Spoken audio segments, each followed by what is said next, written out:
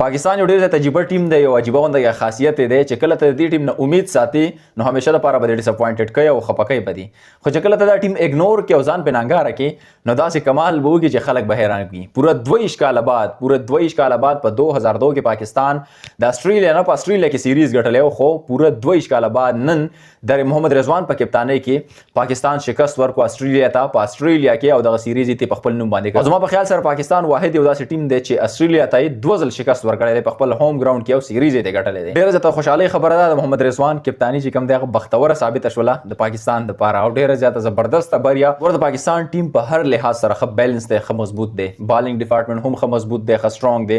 تاسو سره په اټ ټایم باندې 4 او 5 بالران فاست بالران در سره دي. د دې سره سره تاسو سره ښه ویل ایکسپیرینس بیټسمنان در سره دي چې په پی اس ایل کې هغوی ډېر زیات بریلیانټ اینډ آوټسټینډینګ پرفارمنس کړي دي.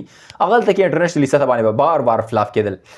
This is what we expecting. دا هغه څه دي چې موږ د دیو نه ایکسپیکټ کول چې دیو داسې کول پکار دي. هماغه شانته کې لوبه پاکستان وکړله، هماغه شان طریقې سره هغې کیل پیش کو. نن په میچ کې څه ناڅه غلطۍ په بیټینګ کې شوي دي، هغه باندې هم خبره کومه. خو بهرحال پاکستان چې کوم دوره وکړه د آسټریلیا سره، د دې نه بعد بیا د T20 میچونه هم شروع کېږي، هغه کله دي په هغه باندې هم خبره کوو. خو پاکستان چې کومه دا دوره وکړه اولنی میچ کې هم ښه زبردسته مقابله کړې وه، آسټریلیا ته داسې په اسانه باندې هغه میچ نه وپرېښی. دویم میچ کې پاکستان آوټسټینډینګ بالینګ هغه یې په خپل نوم باندې کو.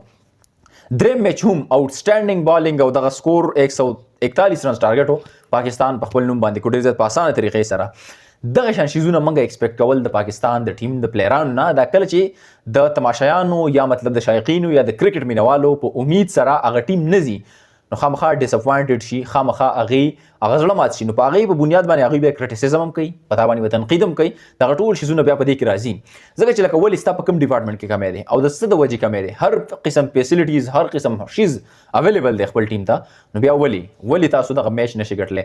خو د محمد رضوان کپتانی کې ماشاءالله پاکستان دغه بریا دغه میچ په خپل نوم باندې کو. ټولو پاکستانیانو ته ټولو پښتنو ته ډېر زیات مبارکي، ځکه چې دا یو ډېره زیاته تاریخي بریا ده. او د دې نه پس چې کوم دی د T20 میچونه هم د آسټریلیا سره شروع کېږي. 14 نومبر باندې به اولنی د T20 میچ د ماسپښین ټایم نه، مطلب د غرمې ټایم نه 1 بجه باندې، بل چې کوم میچ دی هغه په 14 نومبر باندې، بیا په 18 نومبر باندې، او دا ټولو ټایمینګ یو دی، 1 بجه پاکستاني وخت، اول 1 بجه باندې به دغه میچ شروع کېږي.